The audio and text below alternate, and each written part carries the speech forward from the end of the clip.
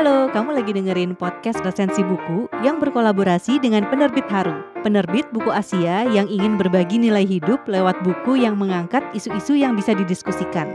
Podcast resensi buku ini juga berkolaborasi dengan penerbit Baca, Sira Media, dan Goshen Suara Indonesia. Di episode ini, kamu akan dengerin resensi dari teman-teman yang berpartisipasi di kompetisi. Selamat mendengarkan!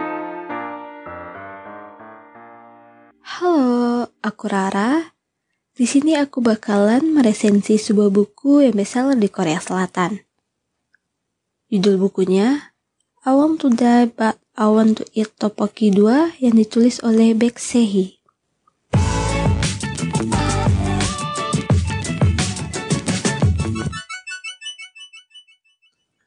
Buku ini merupakan lanjutan dari seri pertamanya yang juga berjudul I Want to Die But I Want to Eat Tteokbokki. Untuk seri pertamanya sendiri pernah dibaca oleh idol Korea loh.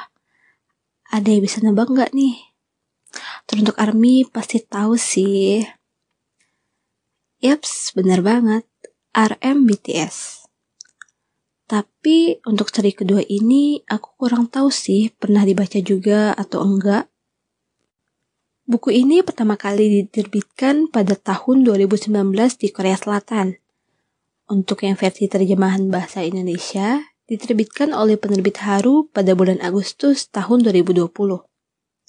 Buku yang aku punya adalah cetakan ke-6 yang terbit pada bulan April tahun 2021.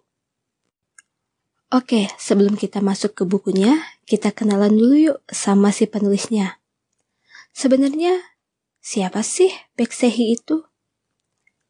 Baek Se-hee adalah seseorang yang mengalami distimia, depresi berkepanjangan, atau depresi ringan yang terus-menerus dan juga gangguan kecemasan selama lebih dari 10 tahun. Buku ini adalah catatan pengobatan Baek Se-hee yang berjuang mengatasi depresi. Lalu, kenapa buku ini ditulis? Apa bedanya dengan seri pertama? Kalau di seri pertama, Baek Se-hee itu cenderung mengasihani diri sendiri. Sedangkan pada seri kedua ini, ia mencoba untuk lebih menerima dan tidak membenci dirinya sendiri. Untuk isinya masih sama, yaitu percakapan antara pasien dan psikiater dan beberapa cerita dari Baek Se-hee itu sendiri. Pada daftar isi, tiap babnya itu dibagi per minggu gitu loh. Misalnya, bab pertama minggu ke-13 dan bab terakhir minggu ke-26. Total babnya ada 15 dan itu sudah termasuk penutup. Karena buku ini bergenre self-improvement, kamu bisa saja menemukan hal-hal yang relate dengan kehidupan kamu. Sekarang aku bakal bacain beberapa part percakapan Baek Se-hee dengan psikiaternya yang menurutku itu bagus banget. Saat itu Baek Se-hee terlalu terobsesi pada diet. Ia juga kerap kali mengalami stres karena perlakuan orang lain padanya. Dan begini kata psikiaternya. Yang penting, kita bisa menerima kenyataan bahwa semua orang mengalami stres semacam itu. Betapapun kita menikmati sesuatu, kita tidak bisa sepenuhnya terbebas dari stres. Stres akan selalu ada. Saat bahagia pun, tidak semuanya akan baik. Tetapi, saat kondisi mental kita sehat, tentunya kita bisa bersikap tenang meski seseorang mengganggu kita berkali-kali. Sebaliknya, saat kondisi mental kita buruk, kita bisa saja merasa sangat tersakiti hanya karena perkataan sepele. Selanjutnya, ini benar-benar relate sama aku. Ini percakapan pada minggu ke-17 atau bab 5. Psikiaternya bilang gini. Seringkali, hal yang kita kira baik malah mempersulit kita menjadi sebuah tekanan. Misalnya, saat kita mengalami kesulitan, kita mengira kita akan merasa lebih baik jika bertemu dengan orang yang lebih kesulitan dari kita, lalu menghiburnya. Akan tetapi, sebenarnya kita tidak akan merasa lebih baik. Saat melihat orang mengalami keadaan yang lebih sulit, kita seolah menghukum diri dengan berpikir, aku tidak boleh bersedih lagi. Ada yang nasibnya lebih malang dibandingkan aku. Aku harus bersyukur dengan kondisiku. Lalu, jawaban Baek Se-hee, iya, itu yang saya rasakan. Saya bertanya kepada diri saya, sebenarnya apa yang membuatmu depresi? Lalu, saya jadi makin lelah karena tidak menemukan alasannya. Bener banget sih. Bahkan orang-orang pun sering ngebandingin kita dengan orang lain. Misalnya gini, aku yakin sih, ucapan ini sering banget kalian dengar.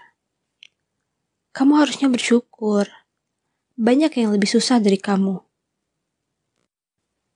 Jujur, ucapan seperti itu bikin overthinking. Sampai mikir, apa memang ya akunya aja yang lebay? Ini adalah buku non-fiksi pertama yang aku beli. Karena sebelumnya, aku tuh suka banget sama buku fiksi dan sama sekali gak tertarik dengan buku non-fiksi. Ya, menurut aku buku non-fiksi itu membosankan. Tetapi, buku inilah yang mematahkan pemikiranku. Aku sangat menyukai buku ini. Sama seperti ulasan yang diberikan oleh Dr. Jamie Ardian di cover depan buku. Penerimaan dalam buku ini digambarkan sebagai proses yang unik dan individual, yang tidak serta-merta langsung menerima, bahkan saat sedang berproses. Saat membaca, aku seolah-olah ikut masuk ke dalam dunia Baeksehi. Seolah sedang melihat ceritaku sendiri karena banyaknya hal yang relate. Baeksehi benar-benar menceritakan kehidupannya di sini. Dari yang awalnya merasa cemas, tidak puas dengan dirinya sendiri, selalu memikirkan pandangan orang lain, hingga pada akhirnya memutuskan untuk tidak memandang dirinya negatif dan tidak membenci dirinya sendiri lagi. Menurutku, buku ini benar-benar emosional. Aku membutuhkan waktu yang cukup lama untuk menyelesaikan buku ini. Teruntuk kalian yang ingin membaca buku ini, aku menyarankan untuk tidak membacanya saat mental lagi down. Lebih baik membacanya saat keadaan memang sedang stabil. Oh ya, jika kalian membaca buku ini untuk menemukan cara agar sembuh dari depresi, mungkin kalian tidak akan menemukannya.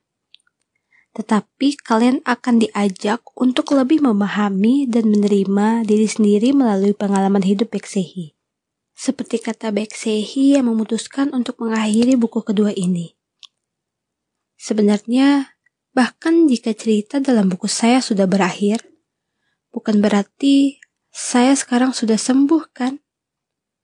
Pada kenyataannya juga saya memang belum sembuh. Baeksehi menekan pada kalimat, saya sekarang sudah sembuh. Bukan berarti saya sekarang sudah sembuh, kan? Kelebihan dari buku ini adalah, yang pertama, covernya yang menurutku itu lucu. Aku itu tipikal orang yang mudah tertarik sama buku ya karena cover depannya. Itu juga salah satu alasan kenapa pada akhirnya aku memutuskan untuk membeli buku ini. Yang kedua, bahasa yang mudah dipahami.